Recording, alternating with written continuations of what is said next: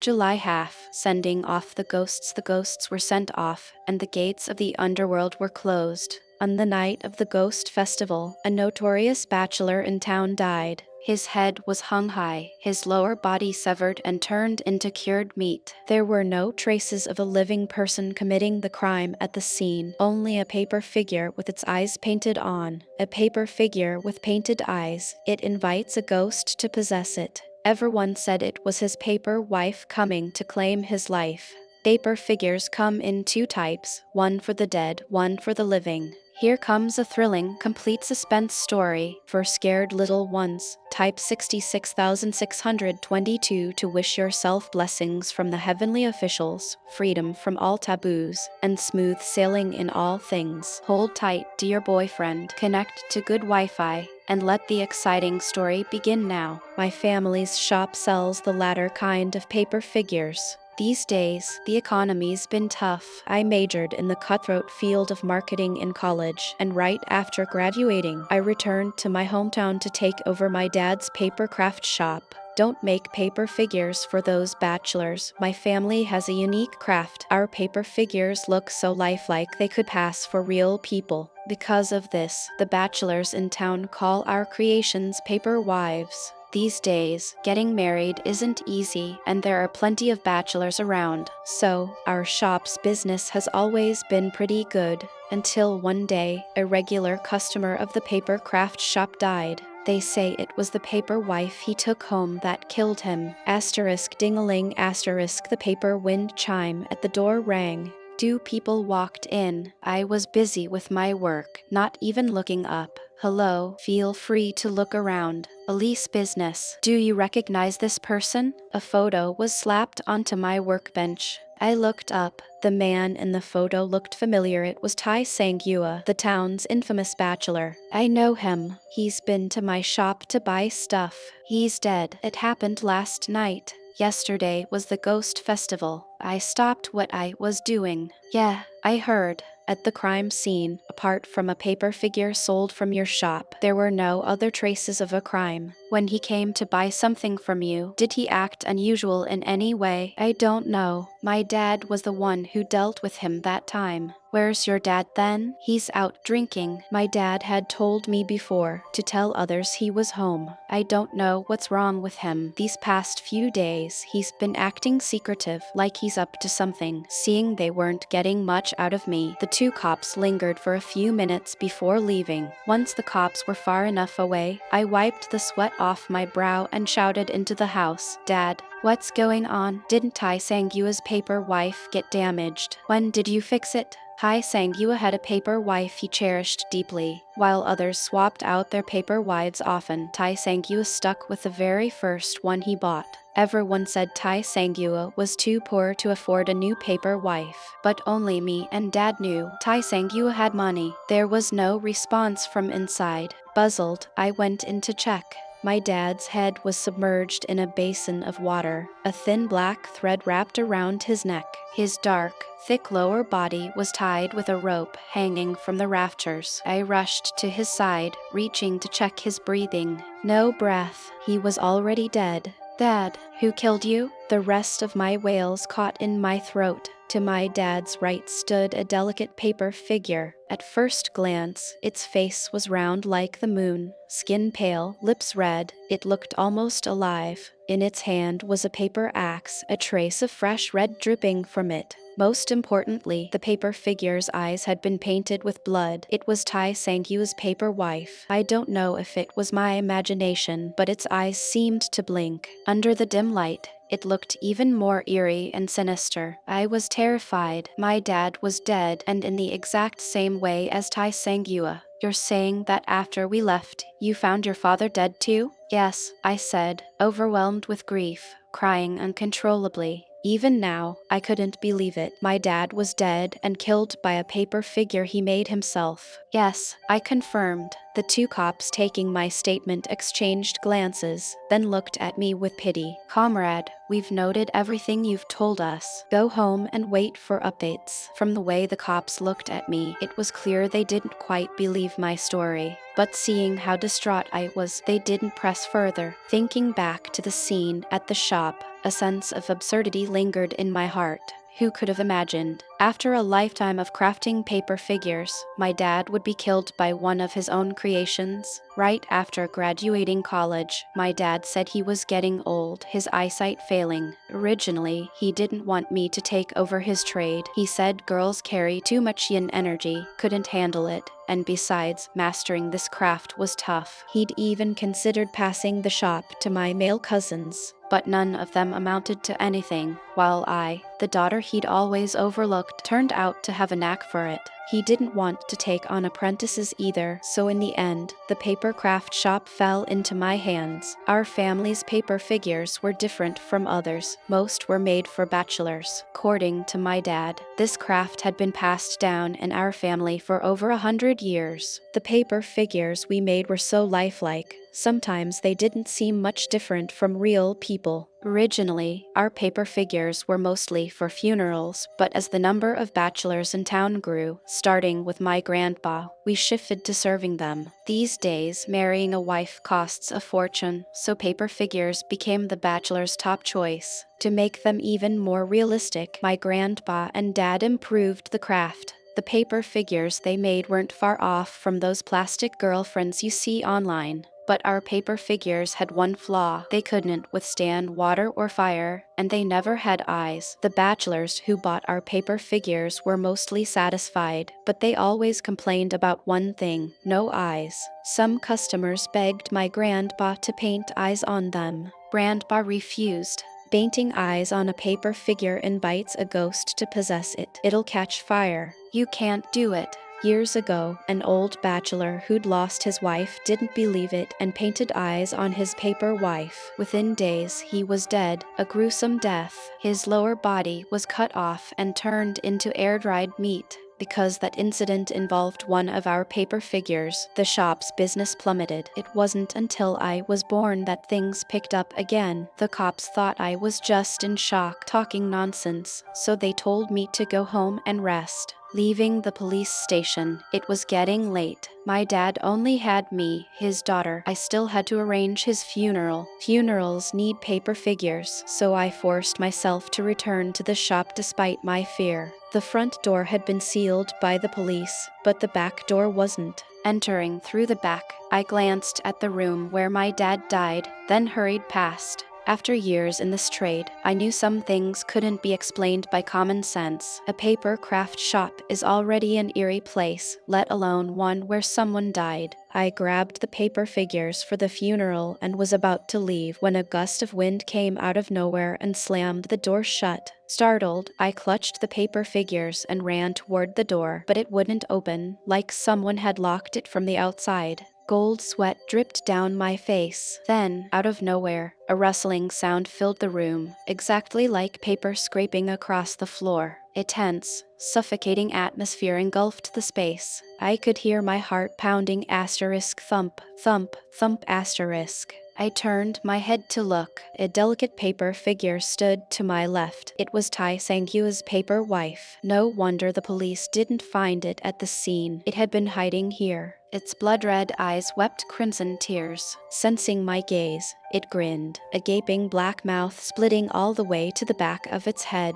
My legs trembled. I wanted to run, but they wouldn't move. I was frozen in place. The paper figure slowly raised its paper axe and swung it toward me. I tried to scream for help, but all that came out were meaningless gasps. The axe drew closer. I could almost see the fresh red stains on it.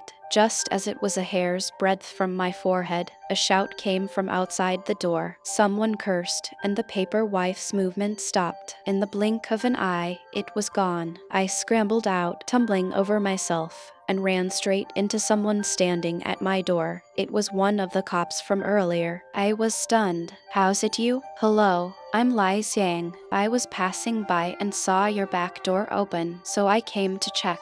Are you okay?" I was confused. "What's wrong with your face?" He pointed at my cheek.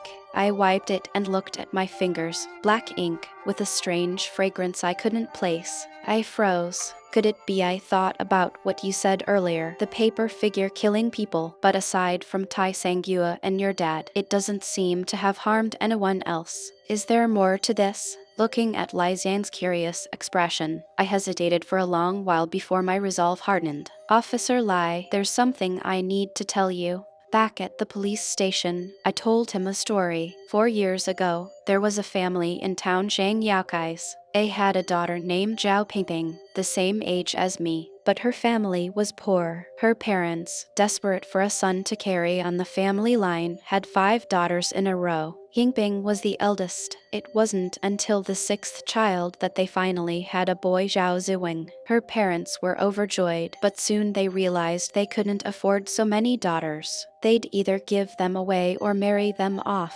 As the oldest, Pingping was the first they considered. Soon, they chose the wealthy Tai family in town. The Tai family had 3 sons. The eldest 2 were already married, leaving only the youngest, Tai Sangua, a good-for-nothing who drank and gambled all day. Tai Sangua had a terrible reputation. Not only did he steal and cheat, he harassed young girls too. His parents had cleaned up his messes countless times. No family that cared about their daughter would marry her off to Tai Sangua. But Zhao Ziwing's family only cared about using their daughters to support their son, and the Tai family offered a hefty dowry. So, right after Pingping graduated from school, she was sent to the Tai family. She was just 17, while Tai Sangua was already 35. But Tai Sangua lived up to his rotten name. Even after marriage, he didn't change, still out drinking and gambling every day. His parents were harsh too. Pingping's life after marriage was more bitter than gall.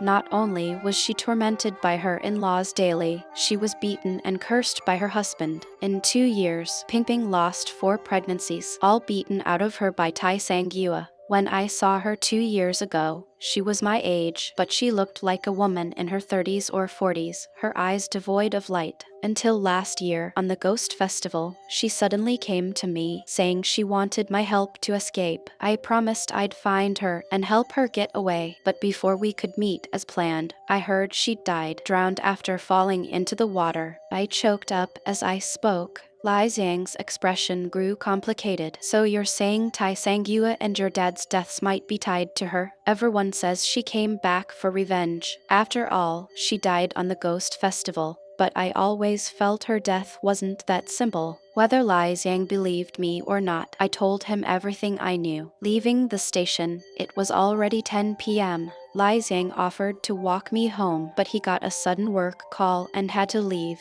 I headed home alone. Then I remembered the day Pingping came to me. We'd agreed to meet at 10 p.m. Just then, a rustling sound came from behind me, the same sound I'd heard in the shop. As I turned to look, a choking sensation gripped my neck.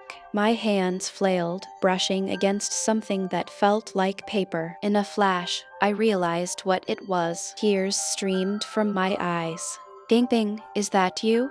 That's when I noticed. No wonder that paper wife felt so familiar. The colors painted on her clothes were the same as what Pingping wore when she died 4 years ago. But why was this paper wife different from the one Tai Sangua had? Hearing my question, the pressure on my neck paused for a moment, then tightened even more. Just as I thought I was going to die, the force suddenly vanished, and I collapsed to the ground. The rustling sounded again. When I looked up, the paper wife was gone, disappeared without a trace. But this only solidified my suspicion. The paper wife that killed Tai Sangua and my dad had to be connected to Pingping. Back home, I lay in bed, replaying the past few days' events. I thought I wouldn't sleep, but I drifted off quickly. In the middle of the night, it started pouring outside. I got up to close the window. Wait, I'd closed it before bed. How was it open? I slowly turned my head. Sure enough, a familiar paper figure stood by my bed. The moment our eyes met, I nearly screamed, but I quickly realized it was Pingping. Forcing down my fear, I walked toward her slowly. I had a gut feeling she wasn't here to hurt me. Pingping, are you trying to tell me something? The paper figure raised her hand slowly, pointing out the window. I looked outside, just a willow tree swaying in the wind. Nothing else. When I turned back, she was gone, leaving only a small puddle of water on the floor. It reminded me of when Pingping died. There'd been a puddle under her body too, black, reflecting the faces of so many people, my dad, Tai Sanghua, and plenty of other men from town. The next morning, I got up early. My dad was dead, and as his only daughter, I had to arrange his funeral. But I didn't expect the first obstacle would come from my own family. Facing my smug uncle and second cousin across from me, I couldn't believe my ears. Uncle, what did you just say? My uncle put on a "this is for your own good" expression. Xiaoling, you know your uncle only wants what's best for you. Your dad never had a son to carry on the family line all these years. Let Zonghu take over for your dad. It'll keep the family incense burning. But we can't let Zonghu do it for free, right? 8,000 yuan will do. I knew they'd always resented my dad passing the shop to me, but I didn't expect them to be this shameless, asking for help with the funeral and demanding 8,000 right off the bat. Our shop did decent business, but we'd spent a lot over the years. Where was I supposed to get that kind of money? In the end, I left my uncle's place with a dark expression. I knew they were trying to extort me, but I didn't think their hearts could be this black. Hurrying along, I accidentally bumped into someone. Oh, sorry. Are you okay? I looked up.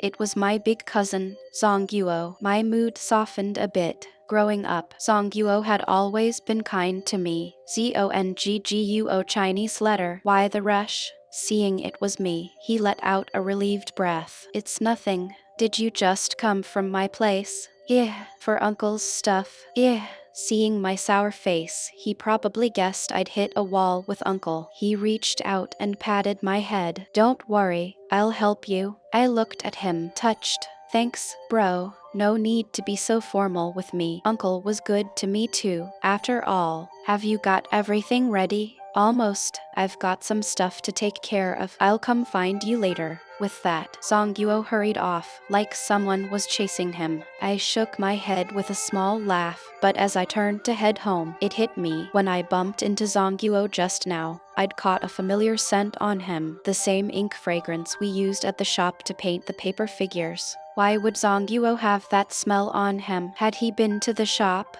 With that thought, I rushed back to the shop. As I neared it, I hesitated. My dad had died there, and Pingping had attacked me there too. For a moment, I faltered. Just as I was about to turn back, a shadowy figure sneakily opened the door ahead of me. I froze. With 2 murders in town recently, if this weren't my family's shop, I wouldn't have come at all. I quietly followed the figure. Something about them felt familiar, but I couldn't place it. Then they turned around. A face, somewhat like one from my memory, appeared before me. It was Zhao Xiong, Pingping's younger brother. What was he doing here? He rummaged through boxes and shelves, like he was looking for something. I was baffled. Tai Sanghua, my dad, Pingping, Zhao Zilong, and Zongguo. An invisible thread seemed to tie them all together. Just then, a faint tug pulled at my clothes. I turned. Pingping's paper wife was leaning against my right side. Even after years of working with paper figures, seeing that eerie face up close made me jump. Cold sweat poured from my ears. I accidentally knocked over a chair nearby. Zhao Zilong noticed the noise and started walking toward me. Who's there? Pingping's paper figure grinned at me, then darted out. Stunned, I ran after her. When Zhao Zilong saw Pingping, he collapsed to the ground in terror. Sis, I didn't mean it. It was all Tai Sanghua and old son's doing. A sharp stench hit me. Zhao Zilong had wet himself in fear. Pingping's mouth curved into a strange expression, half smile, half sob. Her paper lips moved, a windy voice spilling out. I was so good to you, and you tried to get me killed. As her paper axe rose toward Zhao Zilong, a sharp shout rang out. Pingping, stop. I turned. It was Zongguo. To my shock, not only was he unafraid, he rushed to Pingping's side and wrapped his arms around the paper figure. Pingping, if you trust me, leave it to me. I was stunned. I didn't know Pingping and Zongguo were this close. In my memory, they'd barely spoken. Back at my house, Song Yuo and I sat in the main room. Zhao Zilong had been sent home, and Ping Ping's paper figure had vanished somewhere. After hearing Zhang Yuo's explanation, I could hardly believe it. You mean the eyes on Tai Sangyu's paper wife? You painted them? Zhang Yuo scratched his hair, looking regretful. Yeah, I was just curious back then. Uncle wasn't around, and Tai Sangyu brought her over. I accidentally painted her eyes. Who knew it'd cause so much trouble? Years ago, Zhang Yuo had learned the craft from my dad for a while, but he didn't like the trade, so dad gave up on passing the shop to him. Then what's the deal with you and Ping Ping? I don't know either. Last time I went to the shop, I ran into Ping Ping. She said she wanted revenge, so I've been keeping an eye on her. But I lost track of her. Didn't expect to find her here. I froze. So you're saying it wasn't Ping Ping who killed Tai Sangyua and my dad? Song Yuo's expression grew heavy. Ping Ping doesn't have that kind of power, and you knew her better than I did. What kind of person was she? He gave me a meaningful look. I was just curious. Wait, Song Yuo, you said you were helping Ping Ping get revenge, and what Zhao Zilong said earlier, is there more to Ping Ping's death? Song Yuo let out a deep sigh. It's a long story. I only just found some clues before he could finish. The sound of sirens approached from a distance. Someone knocked outside, opening the door. It was Lai Zhang and his team. I was puzzled. Officer Lai? This time, Lai Zhang's gaze on me and Zhang Yuo was stern. We just got a report. Zhao Zilong's dead, and the last people he was with were you two. What? Song Yuo and I stared at each other, dumbfounded. I hurriedly explained, Officer Lai, when we dropped Zhao Zilong off, there were people at his house, and he was fine, just a little shaken. Lai Zhang's face darkened. He'd only recently taken this post, and now murders were piling up, with no solid leads. The higher-ups have sent an expert team. They'll arrive soon to investigate Zhao's house. After you dropped Zhao Zilong off, there was no one at his place. And just now, the station received an anonymous tip saying Tai Sangyua and Hu Dashi's deaths are tied to you two. Come with us. My face went pale. This string of events felt like a series of traps, and we were powerless puppets, waiting for judgment. Song Yuo and I had our movements restricted. We weren't locked up, but it was close enough.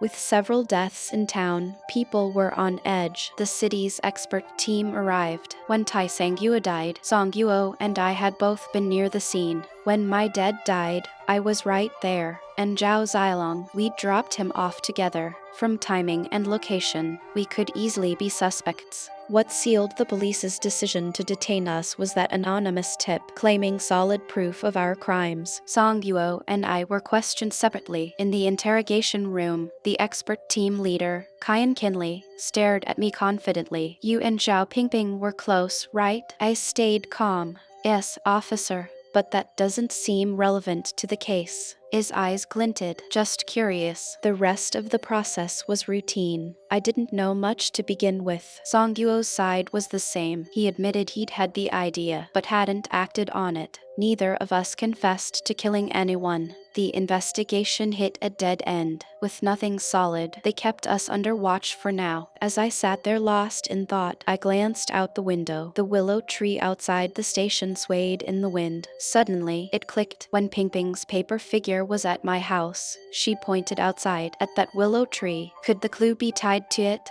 Then a flash hit me. The paper figure I saw at home, the one that attacked me, and the one that went after Zhao Zilong, they didn't seem like the same one. With that thought, I asked to see Officer Lai. The willow tree might be the key to cracking the case. Meeting Lai Zhang, I shared my theory. His eyes held a trace of doubt. How'd you figure this out? I'd planned to brush it off, but ended up spilling everything. Believe it or not, it's up to you. He didn't respond, but his expression as he left showed he didn't buy it. Not long after, they returned. Not only had they found something under the tree, the case had new developments. Song Yuo and I were brought out together. Lai Zhang pointed to what they'd retrieved. Based on what you said, we found this under the willow tree in your yard. Take a look. Do you recognize it? Song Yuo and I recognized it instantly, a tool from our family's ancestral paper craft tradition. Facing their puzzled looks, I explained, "This is a key tool for our family's paper craft. But it went missing 4 years ago. My dad and I searched for ages and never found it. How'd it end up here?" Then Lai Zhang pointed to something else beside it, and this was with it. I studied the clothing, then shook my head. "I don't know this one." Song Yuo's expression shifted uncomfortably. Lai Zhang noticed and narrowed his eyes. "Bang, Song Yuo, recognize something?" Song Yuo's face showed shock and disbelief. "This looks like Song Huai's." Wang Zhonghui was my second cousin. The bloodstains on the clothing, after testing, matched Tai Sangyue and my dad's. When we arrived at Uncle's house with the police, Zhonghui was calmly chopping wood in the yard, like he'd expected us. This cool-headed version of him was nothing like the loud, greedy second cousin I knew. He glanced at us. "Come in, Officer Lai." They scanned the area, nothing unusual, then followed Zhang Huai inside. Sitting there, perfectly composed, my throat felt dry. Lai Xiang led the questioning. "Are Tai Sangyue, Hu Dashi, and Zhao Zilong's deaths tied to you?" Song Huai nodded casually. "Yeah." Everyone's expressions tightened. Song Huai laughed. "Relax, if you found me, you've already got something big. I'm not going anywhere." "That anonymous tip, was that you too? Why frame them?" "Just a little warning for them." "Why'd you kill Tai Sangyue and the others?" Song Huai fiddled with a ring on his finger, his tone eerily gentle. "I noticed the ring. It looked familiar, but I couldn't place it. Because they deserved to die." He looked around at us, his gaze settling on me and Zhang Yuo. "Xiaohu, Zhang Yuo, Pingping's death. You're not entirely clean either." Before we could respond, he started telling his and Pingping's story. In his version, he and Pingping had fallen in love, a mutual affection. But back then, the Zhao family looked down on him and nobody, and since he'd proposed secretly, no one else knew about them. He never imagined how miserable Pingping's life would become after marriage. After Tai Sangyue married Pingping, he was decent for a while at first. But Tai Sangyue loved gambling, always losing everything. The Tai family, seeing the Zhao family as weak, targeted Pingping. Not only did they abuse her, they forced her into prostitution, serving the town's bachelors, including my dad. Because of this filth, Pingping got pregnant multiple times. The Tai family, thinking it was some outsider's child, tormented her deliberately. That's why she lost several babies in such a short time. Pingping begged her family for help. They confronted the Tai family, but thanks to Zhao Zilong, it all fizzled out. Later, when Zhao Zilong learned how his sister was being treated, instead of pitying her, he brought his sleazy friends to join in. Pingping, humiliated beyond endurance, came to Zhang Huai for help. But he was tied up with something else then. She didn't reach him. She asked Zhang Yuo to pass a message to Zhang Huai, but Zhang Yuo forgot. Later, she came to me for help, only for my dad to overhear. Right after she left, he told the Tai family. When they found out, they beat her, stripped her naked, and hung her in the yard. Unable to bear the shame, Pingping jumped into a well that night and died. After her death, Pingping's spirit lingered. Song Huai, arriving too late, preserved her soul in a paper figure using our family's ancestral tool, which is why we later saw her. "Then who's the paper wife you used to kill?" Song Huai's lips curled into a self-mocking smirk. "That was your mom. She helped me kill Tai Sangyue and your dad. As for Zhao Zilong, I did that one myself." I should have realized. The paper wife I saw at my dad's death scene wasn't the same as Pingping later on. My throat tightened. "You said that's my mom?" Song Huai looked at me with pity. "How do you think your family's shop got started? Your dad, my dear little uncle, forced your mom into the same hell as Pingping, using you to threaten her. She couldn't take it and hung herself, afraid it'd get out. Your dad turned her into a paper wife, told you she didn't want you. Later, when Tai Sangyue took a liking to her, your dad sold her for a hefty sum." My eyes reddened, voice hoarse. "They're lying. Am I? You know the truth." He added, "Thanks to Big Bro. Actually, if he hadn't painted her eyes back then, I wouldn't have been able to work with her." The story ended. The room fell silent. I sobbed uncontrollably. So my mom didn't abandon me. She never had a choice. This absurd, fantastical truth pressed down on me until I could barely breathe. What about my mom and Ping Ping? I don't know. Maybe they've reincarnated. If she hadn't convinced me, do you think you'd know I did this? Who could have guessed? The carefree, reckless second cousin I knew was such a deeply devoted man. In the end, Zhang Yuo and I were released. With Zhang Huai's clues, the case finally came to light. Zhang Huai had planned for 4 years, striking step by step. Ping Ping hadn't meant to kill Zhao Zilong. After all, he was still her brother. But Zhang Huai couldn't let go of anyone who'd hurt her, so Zhao Zilong died too. He'd planned to kill everyone who'd harmed Ping Ping, but she told him not to let hatred blind him, so he stopped. The case went public, though they left out the part about Ping Ping becoming a paper wife. Zhang Huai was sentenced to death for intentional homicide. That day, I went to Ping Ping's grave, bringing her favorite bellflowers from years ago. Ping Ping, I'm sorry. I didn't know you went through so much. If I'd been more careful back then, would you still be alive?